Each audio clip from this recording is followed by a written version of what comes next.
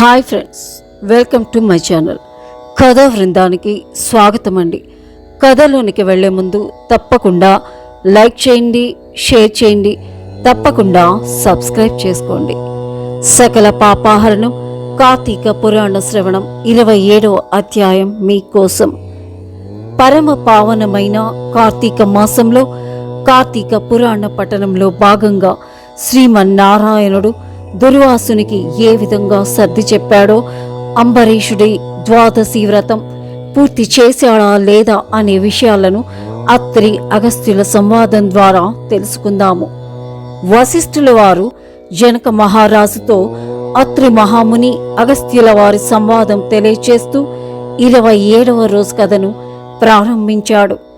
అత్రి మహాముని అగస్త్య వారిని చూసి, ఓ మహానుభావ, ఆ శ్రీహరి దుర్వాసుని ఎంత ప్రేమతో చేరతీసి ఇంకను ఇలా చెప్పసాగాడు అని చెప్పటం మొదలుపెట్టాడు.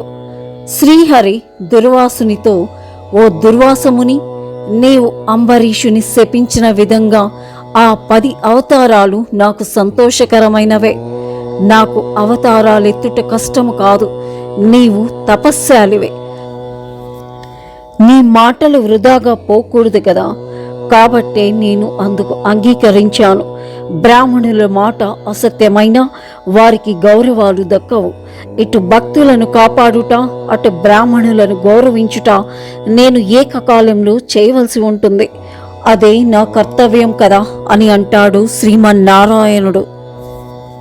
విష్ణువు దుర్వాసునితో, ఓ మహర్షి, నీవు అంబరీషుని ఇంట భోజనం చేయకుండా ఇలా వచ్చేసినందుకు అతడు చింతాక్రాంతుడై బ్రాహ్మణుని అవమానించానన్న బాధతో ప్రాయోపవేశము చేయదలిచాడు.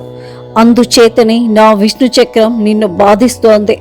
ప్రజారక్షణమే రాజధర్మం కాని ప్రజా పీడనం కాదు కదా. ఒక బ్రాహ్మణుడు దుష్టుడైనచో అతనిని జ్ఞానుడైన మరొక బ్రాహ్మణుడే శిక్షించాలి. ఒక విప్రుడు పాపి అయినా మరొక విప్రుడే దండించాలి.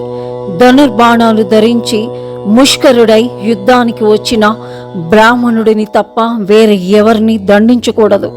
బ్రాహ్మణులను హింసించే వాళ్ళు కూడా బ్రాహ్మణ హంతకులని శాస్త్రాలు చెప్పుతున్నాయి. బ్రాహ్మణుని సిగపట్టిలాగే వాళ్ళ కాలితో తన్నేవాళ్ళు, బ్రాహ్మణుల ధనమును దొంగలించేవాళ్ళు, బ్రాహ్మణుని గ్రామము నుంచి తరిమేవాళ్ళు కూడా బ్రాహ్మణ హంతకులే అవుతారు. కావున ఓ దుర్వాసు మహర్షి, అంబరీషుడు తపస్శాలి అయి నీ వంటి బ్రాహ్మణుని బాధ పెట్టినందుకు పరితాపము పొందుచున్నాడు. నీవు వెంటనే అంబరీషుని వద్దకు వెళ్ళు, అది మీ ఇద్దరికి క్షేమము అని విష్ణువు దుర్వాసునికి నచ్చచెప్పి అతనిని అంబరీషుని దగ్గరకు పంపుతాడు. ఇక్కడి వరకు జరిగిన అత్రి అగస్త్య మహామునుల సంవాదమును చెప్పిన వశిష్ఠుల వారు 27వ రోజు కథను ముగిస్తాడు.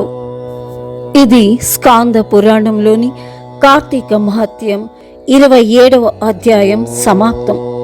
ఓం నమః శివాయ.